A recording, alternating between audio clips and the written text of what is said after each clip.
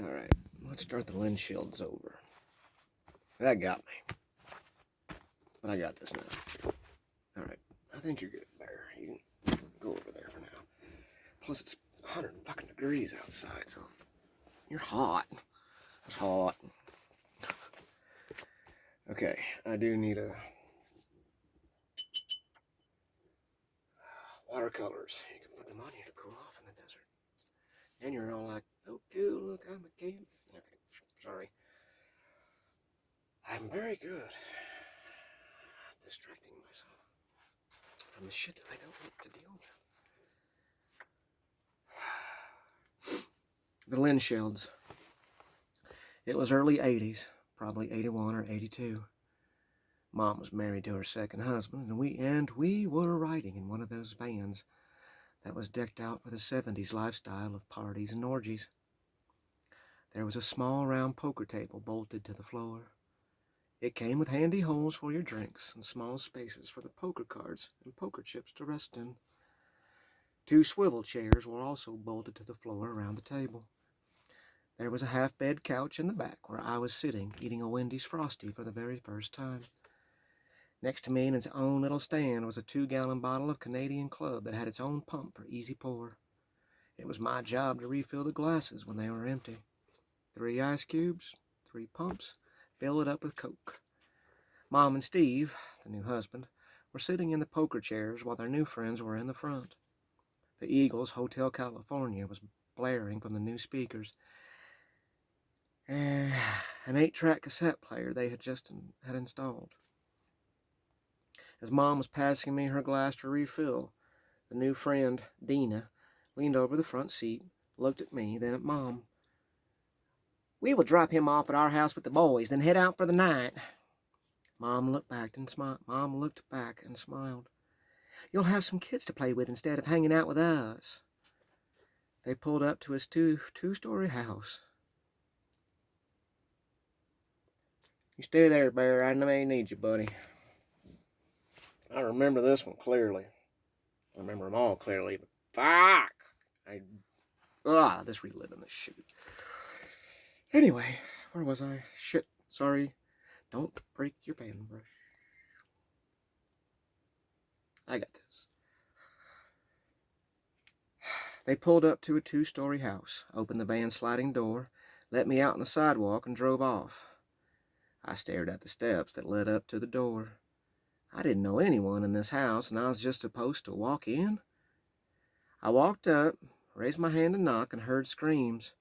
Actually, it was more like a boy screaming all sorts of profanities I'd never heard before, while a woman's voice kept telling him to shut the fuck up!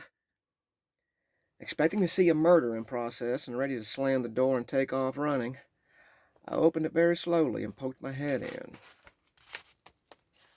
Right inside the door was a skinny kid close to my age with very bad buck teeth, and a very tall, beautiful blonde woman in her teens sitting on his chest.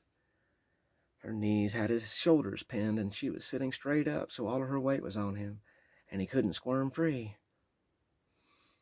There was a steady stream of blood coming out of his nose and running into his mouth, making his already ugly teeth even uglier. Each time he would start to cuss at her, she would punch him in the face.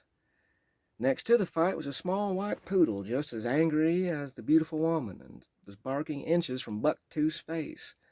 The little angry mongrel was showing its teeth and barking louder every time the woman would land a punch.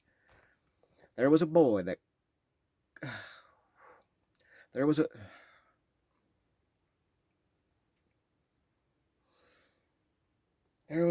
was close to the same age as Bucktooth, only taller, sitting on the couch watching the TV.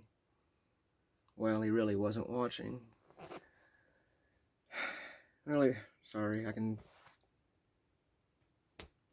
really wasn't sitting, but rocking back and forth, bouncing off the back of the couch and making this strange humming as he did. Now I want to pause right there. Where's that feather? Because I want to show you what this... Cool. I'll use that. Why not? I want to show you what this kid looked like.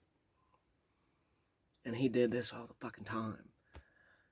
And, yeah, hang on. Okay, so There's the couch. Let me see if I can do this.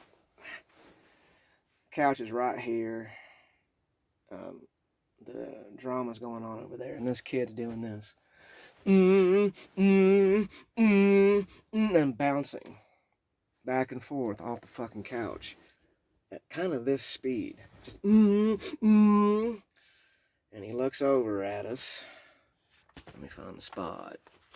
God damn this fucking family.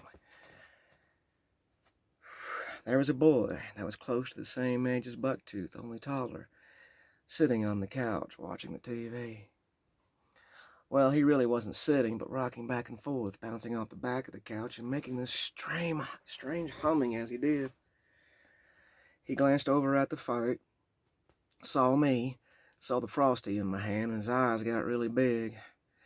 Hey! He hopped off the couch and stormed over to where I was standing, terrified in the doorway. The fuck did you get that? He snatched the Frosty out of my hands and began shoveling it in his mouth as fast as his hands would allow. I stood there silent, just watching this bizarre scene unfold with an unbelievably terrifying feeling in my... Where are we at time-wise? I gotta stop for a second.